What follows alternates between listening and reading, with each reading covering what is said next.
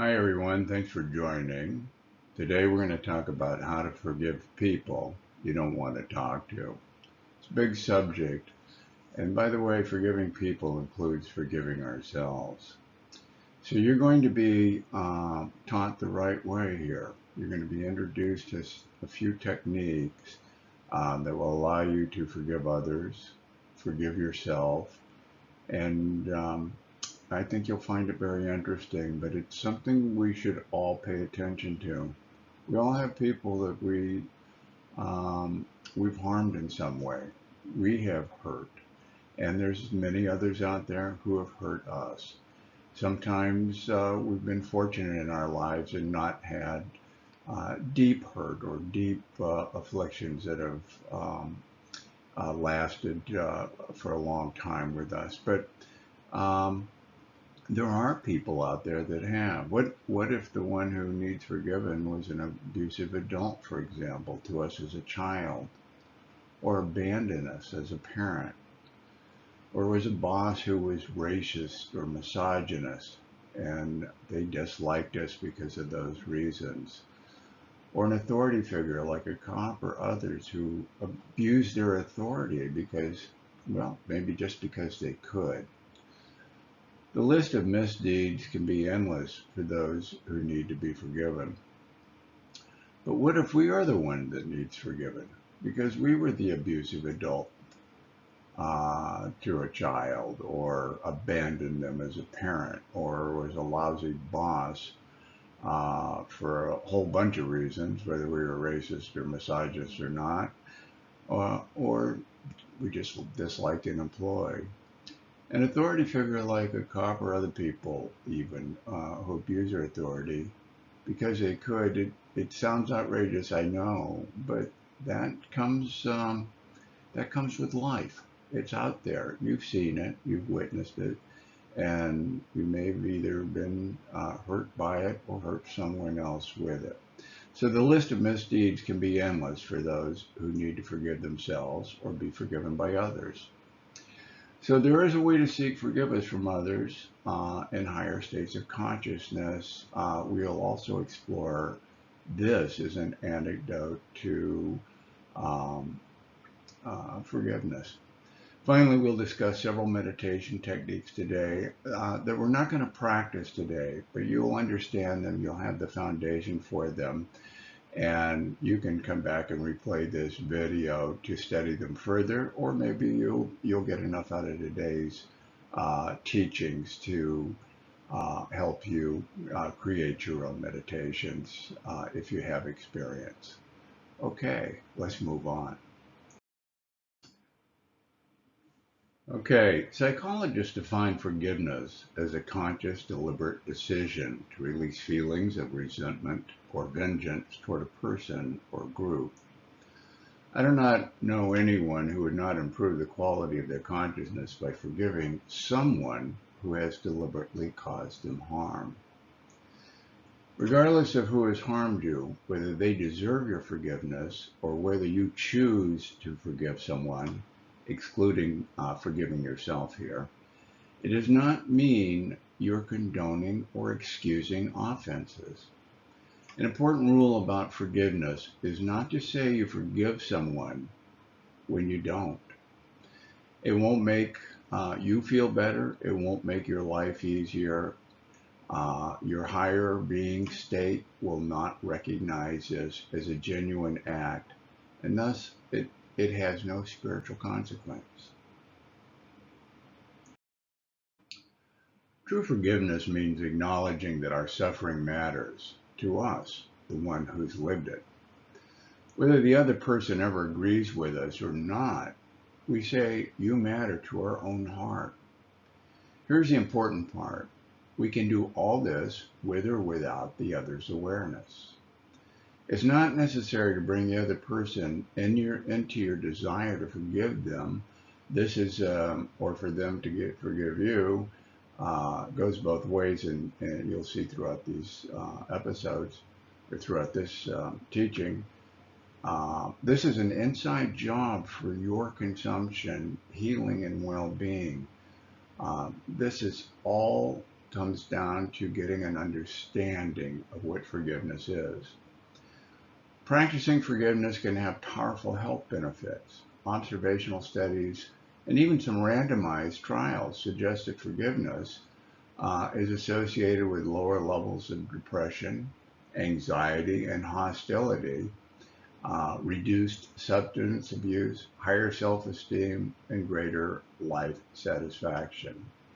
So there's real practical, real world value to forgiveness. Forgiveness is a difficult part. It is difficult in part because of evolution that has endowed us with this psychological motivation to avoid being exploited by others. And one of the easiest ways to prevent exploitation is to hit back or simply avoid the exploiter.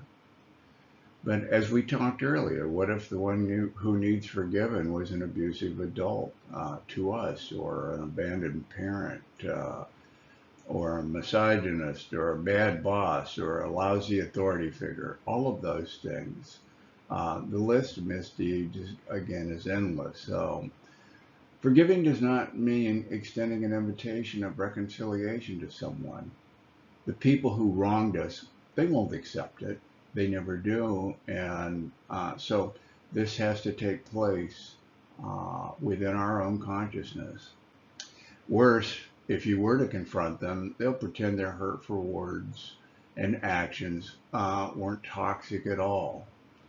Forgiveness is all about getting rid of emotional burden of bitterness on a spiritual level than it is about and making peace, or than it is about making peace with the abuser. However, making peace with our own bitterness doesn't mean diminishing the harm done to us and pretending it never happened. It just means we're no longer locked in the same mental state about what happened in the past, and we can continue to grow and evolve our consciousness. Some people find self-forgiveness hard because they do not permit it and continue wanting to suffer in remorse. They may interpret it as condoning themselves and allowing this remorse to be punishment that they deserve. So self-forgiveness is also not the nature of narcissists and idealists, as they refuse to admit they have made mistakes.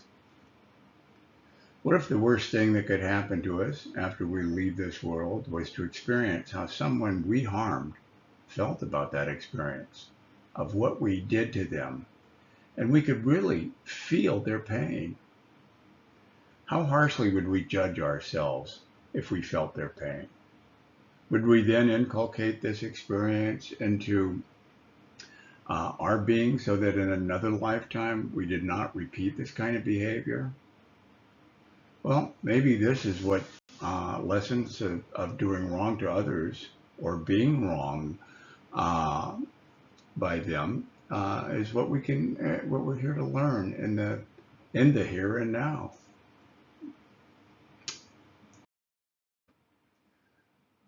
The need for humans to practice forgiveness of one another at the spiritual level begins with forgiving oneself.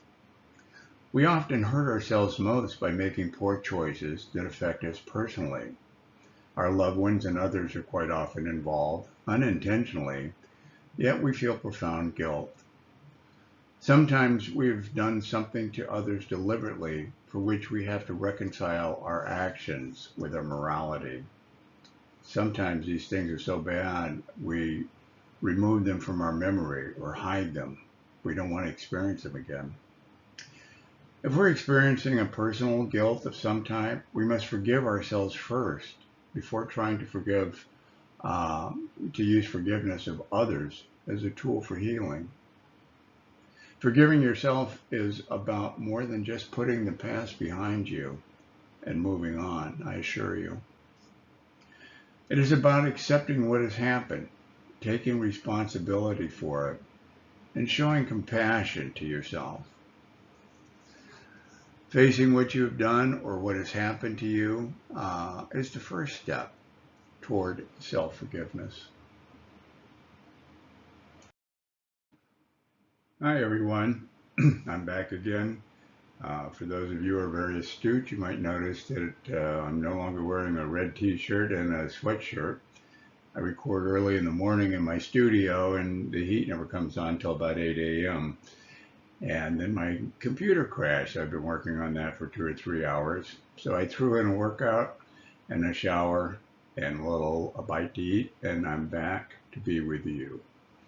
So I thought maybe we'd get started again. So here we are. This next slide is a two-parter. Part one here is I want to talk about um, this meditation or meditative exercise directed toward self-forgiveness.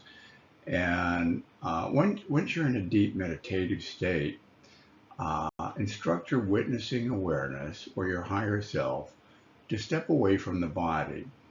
So just get in a nice seated, comfortable position, like just a yoga style cross-leg position, if that works for you, or you can sit on a chair with your feet flat on the floor, your back or spine straight, and you can work from there.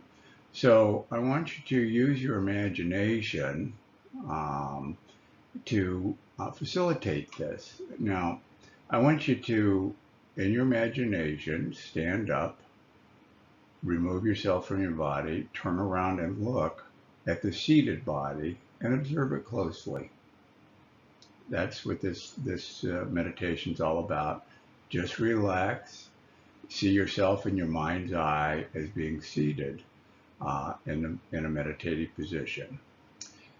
Now, feel the conflict that you have going on inside about what it is you might be seeking forgiveness for. So whether you can get into that stage right now is not necessary. I'm really giving you the details so that you can come back to this exercise later on. But if you can get there quickly, by all means do so. You would now observe the pain the body's experiencing, the emotions, the feelings it's suffering, and any confusion from the thing you're focusing on relative to forgiveness. Notice that you, the witnessing consciousness, has no pain. You're fine. Your emotions are stable. You feel them, they arise, and then they subside. They're just there, and you're paying attention to them. They're not overwhelming you. They're not overtaking you. Okay, sit with that for a moment, and then as we bring up the next slide, I'll go through part two with you. Okay, we're going to go through part two. This is just a continuation of the part one, of course. Now allow your witnessing self to feel compassion, empathy, and love for the seated body. You, the witnessing body, understand the struggle the seated body is going through and feel deep sorrow for it. You, the witnessing body, through your observation, knows the seated body is fragile, trying to do the right thing now, and it needs your help.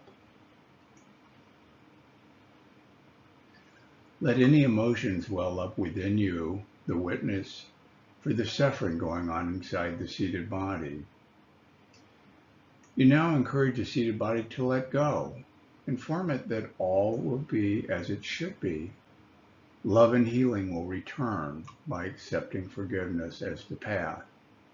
Instruct it to accept your advice now. Stay focused in that thought for as long as possible, and even reaffirm that to the seated body as many times as you like.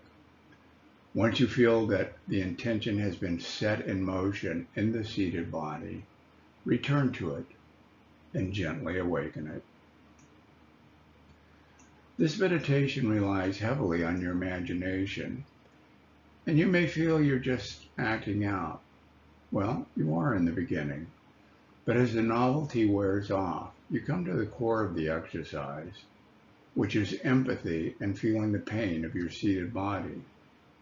This will become real with practice. This exercise can be repeated in the future meditation sessions until you're comfortable that forgiveness has been set in motion at the being level, at the core of yourself. You know that this is going to work. Okay.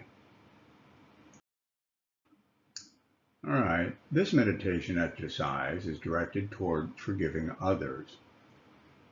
Once you're in a meditative state, gently bring your attention to the one that has created this deep hurt within you. Set the act that caused the hurt aside and bring your attention to the person. Look past the hate, anger, or malevolent actions toward you and see them as just another witnessing consciousness in this world having an experience to evolve their own consciousness. We're here to learn, and they are helping us learn one of the most important lessons, love in the form of forgiveness. In this case, love for ourselves and love for them. Sit with that idea for a moment. Really understand what it is you are asking of yourself. Now begin to think of the world as a stage play in which each of us has a role. Some play the role of good people, others play the role of bad people. Doesn't make any difference. We're here to teach one another lessons.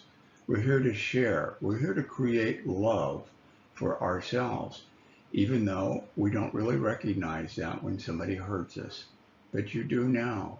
This is coming into your mind. You're understanding now what all of these life experiences are about. Some teach us to love, some teach us to hate, some are neutral. The ones that teach us to love or to hate, we want to turn into ones that teach us to love. So the purpose of the stage play is to teach us lessons by which to evolve our consciousness and our souls, as I said earlier. Sit with that for a moment, absorb the idea that life is a reality show and has this grander purpose that we sometimes do not understand, like the horrific thing that this person you have in your focus has done to you.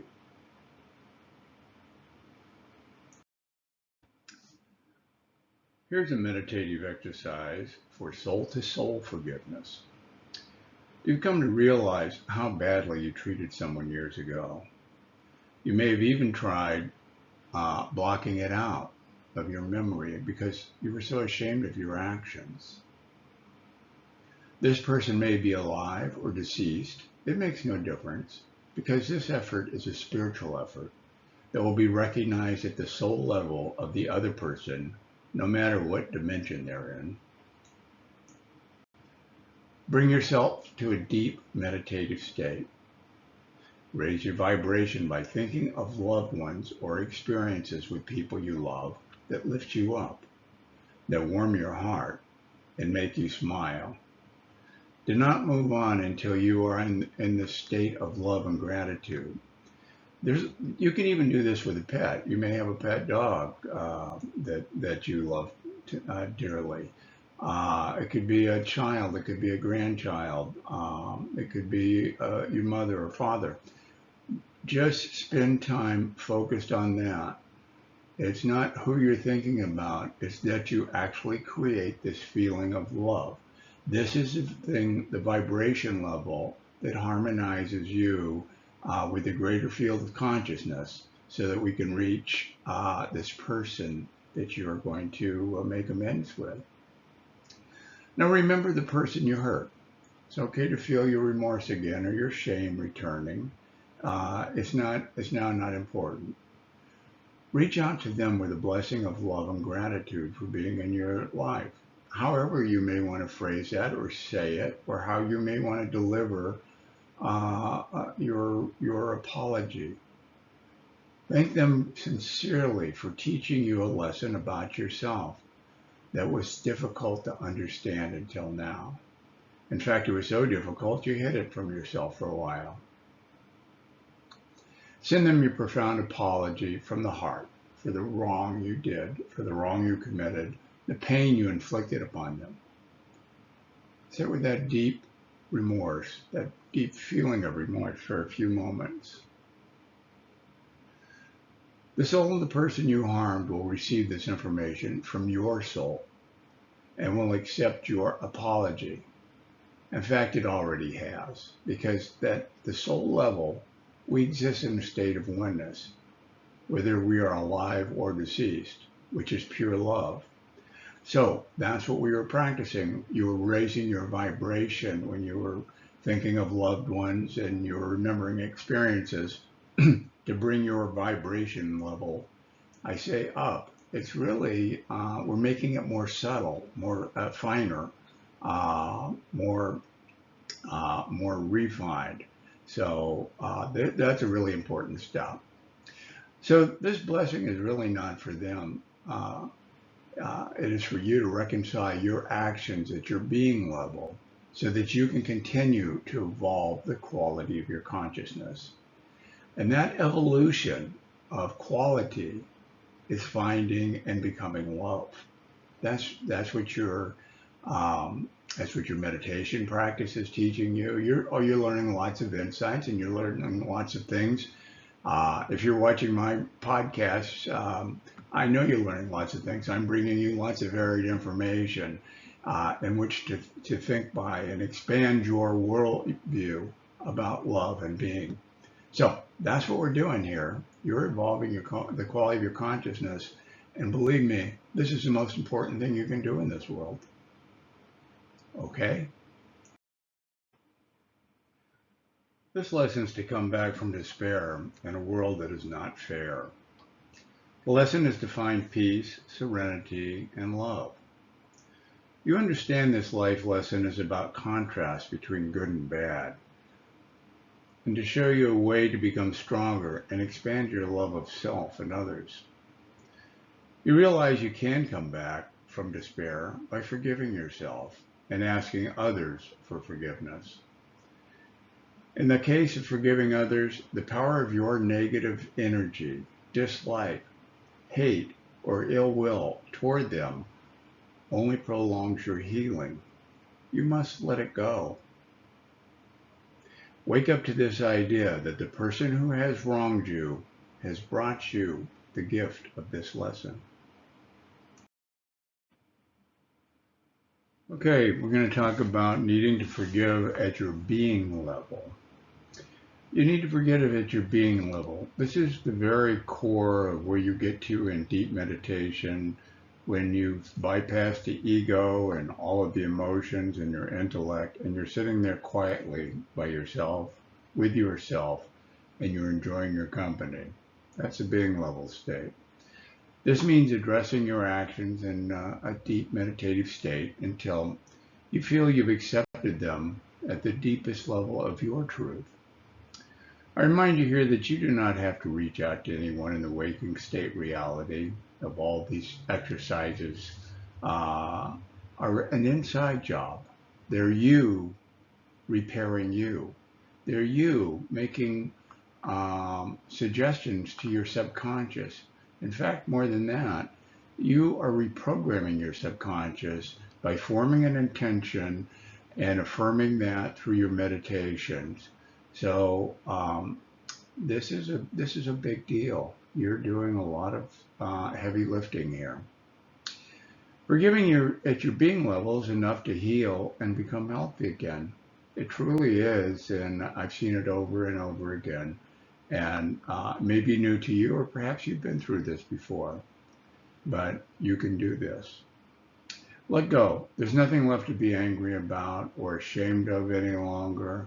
There's only things to be happy about, or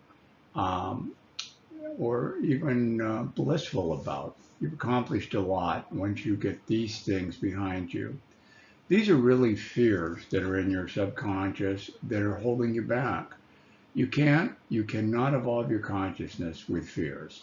And that's the purpose of forgiving yourself. These are little things that have piled up in your lifetime that are affecting your ability to really move forward. Yes, you can make a couple yards at a time using a football game analogy, but I want you getting first downs all the way down the field until you score. You understand the lessons, you understand this, that it was others that brought you these lessons. And at the soul level, they have no malice toward you. You harbor no malice toward them at any or any being at the level of your soul. Take a look at that once in a while. You know, sometimes we still harbor these hidden resentments or things that are odd in our behavior that we picked up when we were children, for example. You know, from the time we're born till about the time of 7 years old, uh, our minds are in the theta state, which is where they are when we meditate. We have we're just absolutely sponges. We absorb all the information and learn so quickly. You notice as we get older, it's not as easy. But that's because we're programmed to learn, to absorb, to become early on. We want to return to that state. So you now know that this is your waking state conscious mind, and that we practice with. And few people ever gain this understanding in this world that they can gain a deeper understanding by going to the deepest levels of the mind, to the subconscious, that they can program, that they can actually influence the way they behave. You can train your intellect. You can heal your wounds. It's amazing what we can do with our minds. And these are just a few small practices. I have many more we'll be sharing along the way, but I really wish you the best with these. Get rid of these. These are fears, they're baggage, they're luggage you don't need to carry any longer. Thank you for being with me. As a bonus here, I want to leave you with a few quotes to ponder. I'm a fan of quotes, and I peruse them in my spare time because they're so enjoyable for me. Um, but these all kind of refer to where we are and getting rid of the darkness. So let's start with this first one. Darkness cannot drive out darkness. Only light can do that. Hate cannot drive out hate. Only love can do that. Martin Luther King. Forgiveness is not always easy. At times it feels more painful than the wound we suffered to forgive the one that inflicted it. And yet, there's no peace without forgiveness. Marianne Williamson. The weak can never forgive. Forgiveness is the attribute of the strong. Mahatma Gandhi. Or Mahatma Gandhi. There we go. To forgive is to set a prisoner free and discover that the prisoner was you. Lewis Smedes. There is no revenge so complete as forgiveness. Josh Billings. Never does the human soul appear so strong as when it forgoes revenge and dares to forgive an injury. Edwin Hubble Chapin. I can have peace of mind only when I forgive rather than judge. Gerald Jampolsky. I like that last one. Only when we forgive or never judge. Judgment is a form of, it's just a form. And when we start judging people, you should pay attention to that into your mind. You know, I've never posted a picture of my book, I don't think, in any of my podcasts. I happen to have one sitting around, a picture, I should say, of the book. So I listed it here. You can find it on my meditation site if you wanted to purchase one. It's a great book. Talks about a lot of these things we're discussing here. Talks about my lifetime with analyzing paranormal experiences. I have, that's what the Road to Peak Meditations actually refers to how you can develop your skills to have your own peak meditation experiences. Well, I'm not here to sell you the book, but I had it and I thought I would show it. Thank you once again for joining. Bye-bye.